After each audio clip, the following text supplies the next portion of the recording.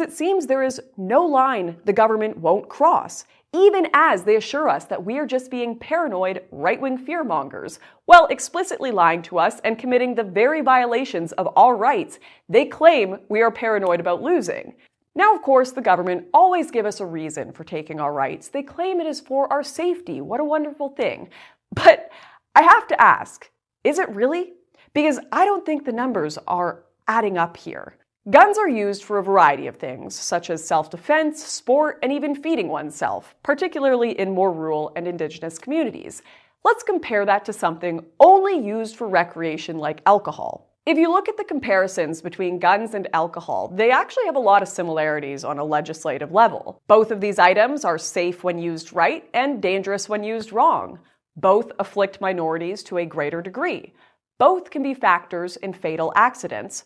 Both are factors in suicides, and both lobby governments, except government is literally a retailer of alcohol, so there's a bit of a bias there. Anyways, the point is there is a lot of crossover here, but where you find the biggest differences between these two items is in the harm they cause our society.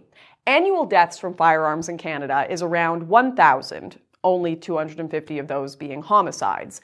Annual deaths caused by alcohol in Canada is around 7,000. So that was a study from 1999. Apparently today it is significantly worse, with approximately 15,000 preventable deaths being caused by alcohol and 90,000 preventable hospital admissions. As for being factors in violent crime, guns only account for 3% of cases. Yet alcohol is a factor in 20% of violent crimes.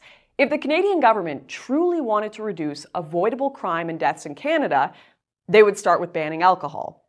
Unlike guns, it literally has no non-recreational use and is responsible for 7 times the deaths in our country and significantly more violent crime causation. So why won't the government ban it? Well, there's a few reasons, in my opinion. One, as mentioned earlier, both guns and alcohol lobby the government. But the government literally are the alcohol lobby. They are the liquor stores. They directly make profit off people drinking more. Second, politicians love alcohol. And so do the public. No one wants to ban alcohol because it is their hobby, even if it is statistically more dangerous for people to have than guns. The tragic truth of the matter is that people don't really care about reducing crime when it impacts something they view as a valuable right to themselves. They don't care that crime-deterring policies are impacting hunters because they are not hunters, though, so they can virtue signal all they want about how good they are for wanting to reduce that kind of crime because it's not impacting their hobby. But suddenly, if some crime deterrent policy were to affect their ability to get blackout drunk at the club on a Friday night, I think you'd see a whole lot of people up in arms about the Canadian government being a dictatorship. And this is the issue. We are such a divided populace that we don't realize all our rights matter.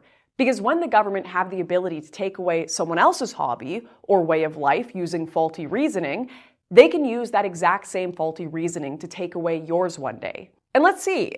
If the threshold for losing one's rights is only 1,000 deaths a year in our country by criminals not following the already pre-existing laws around a certain activity and therefore punishing everyone else, there is a lot of rights we could find ourselves soon losing due to the actions of the criminal few.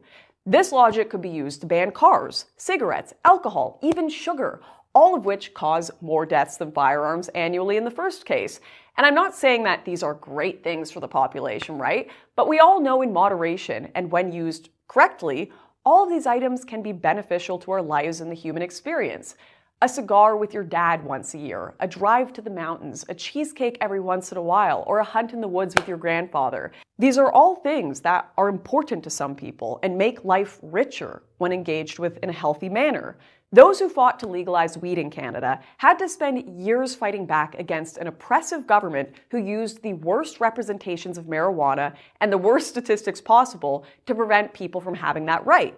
Canadian press reports showed in 2014 that nearly 9,000 Canadians were killed by cannabis use that year. Other studies claimed cannabis was causing lung cancer or various other types of cancer. Most of this data was found to be false later on, but the government and media kept using that to keep that right from Canadians. It really scares me to think that way too many of those very same people who were cheering on cannabis legalization and a more rational approach to the data by government and media are now fully accepting the exact same false data presentations and lies sold by the government to take away our right to firearms in this country.